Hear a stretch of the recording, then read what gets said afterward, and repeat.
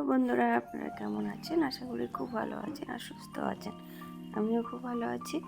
আমার একটু ঠান্ডা লেগে গেছে, তার জন্য গলার স্বরটা কিন্তু এমন মোটা হয়ে গেছে।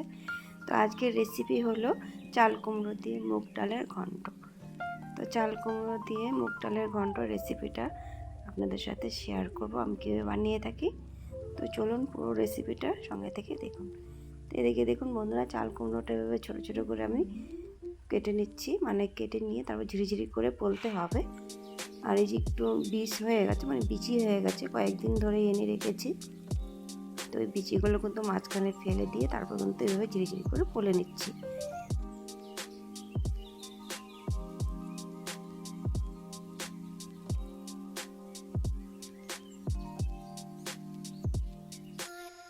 এই যে বন্ধুরা দেখতেই পারলেন কীভাবে কেটে নিয়েছি। এভাবে কিন্তু ঝিরিঝিরি করে পুরো চাল কুমড়োটাই কেটে নেব। তো বন্ধুরা দেখুন, সুন্দর করে কিন্তু কেটে নিয়েছি। তো চলুন এবার কড়াইটা বসিয়ে দিব।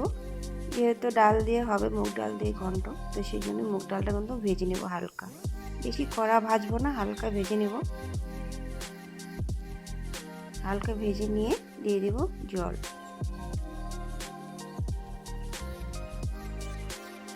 দেখুন ভাজা কিন্তু হয়েই গেছে, বেশি লাল করব না।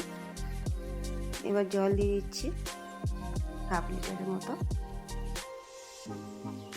নুন দিব হাফ চামচ নুন দিয়ে এবার ঢেকে দেব। দিয়ে গ্যাসটা কমিয়ে দিতে হবে। গ্যাসটা ওভেনটা কমিয়ে দিয়ে ঢেকে দিয়ে, আর যদি ওভেনটা বাড়ানো থাকে তাহলে কিন্তু জলটা শুকিয়ে যাবে আর ডালটা সিদ্ধ হবে না, দেরি হবে। এই দেখুন ঢাকনা খুলে দেখছি, আরেকবার ঢেকে দিতে হবে। আর এই যে সাদা সাদা যেটা ফেনাটা, সেই ফেনাটা কিন্তু ফেলে দিচ্ছি। এই দেখতেই পাচ্ছেন ওভেন একদম কমানো আছে। এবার আবার ঢেকে দেব। মাঝখানে ঢেকে দিয়েছিলাম, সেটা আপনাদের সাথে আর শেয়ার করা হয়নি। যাই হোক, এবার দেখুন ডালটা কিন্তু সিদ্ধ হয়ে গেছে। এবার কিন্তু আমি চাল কুমড়োগুলো যে কেটেছিলাম সেই চাল কুমড়োগুলো দিয়ে দিচ্ছি। এটা কিন্তু এভাবেই রান্না করতে হবে। ভালো করে নাড়াচাড়া করে নিতে হবে। তারপরে দিচ্ছি কাঁচা লঙ্কা, মাঝখানে ফালা করে, ফালানো তো ভেঙে নিয়েছি আর কি। আর দিয়ে দিচ্ছি আদা কুচি, লঙ্কার গুঁড়ো, জিরের গুঁড়ো, ধনের গুঁড়ো, নুন। আগে হাফ চামচ নুন দিয়েছিলাম ডাল সিদ্ধ করার সময়, এখন আবার দিলাম 1 চামচের মতো। এবার কিন্তু ভালো করে মিশিয়ে নিয়ে আবার ঢেকে দিতে হবে।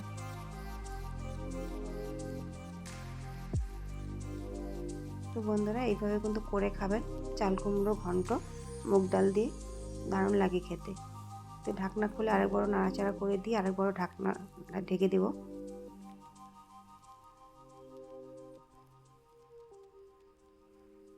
এবার আরেকবার ঢাকনাটা খুলে এবার দেখছি কেমন কতটুকু কী হয়েছে।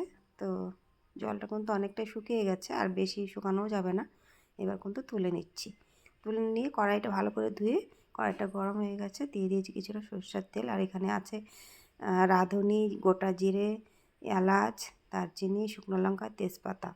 ভালো করে ভেজে নিতে হবে। আগে কিন্তু আমি হলুদ দিইনি, এখন আমি হাফ চামচ হলুদ দিয়ে নেব তেলে। আর দিচ্ছি তার আগে কিশমিশ কিছুটা। কিশমিশটা দিয়ে হাফ চামচের মতো হলুদ গুঁড়ো দিয়ে এবার নাড়াচাড়া করে নিচ্ছি। এবার দিয়ে দেবো যে চাল কুমড়ো ঘন্টটা তুলে রেখেছিলাম সেটা।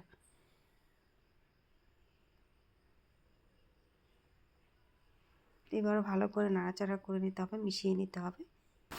এবার দিচ্ছি 1 চামচ চিনি। আপনারা যদি পছন্দ না করেন তাহলে দেবেন না, যারা পছন্দ করেন তারা অবশ্যই দেবেন, ভালো লাগে। এবার ভালো করে মিশিয়ে নিচ্ছি। এখানে আমি আরেকটা জিনিস অ্যাড করব, সেটা হচ্ছে ডালের বড়ি। এখানে আছে মাসকলাই ডালের বড়ি। ভালো করে একটু লাল লাল করে ভেজে নিয়ে গুঁড়ো করে দিয়ে দেব। এটা আমার মনে চাইলো তাই দিলাম, আপনারা নাও দিতে পারেন, সেটা কোনো ব্যাপার না। এবার ভালো করে আবার নাড়াচাড়া করে নিলাম।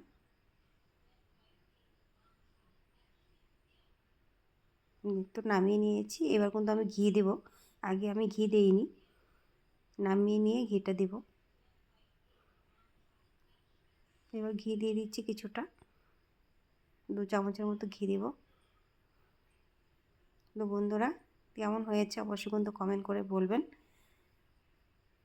দারুণ কিন্তু লাগে খেতে। আপনারা যারা খাননি অবশ্যই কিন্তু এই রেসিপিটা বানিয়ে খেতে পারেন নিরামিষের দিনে।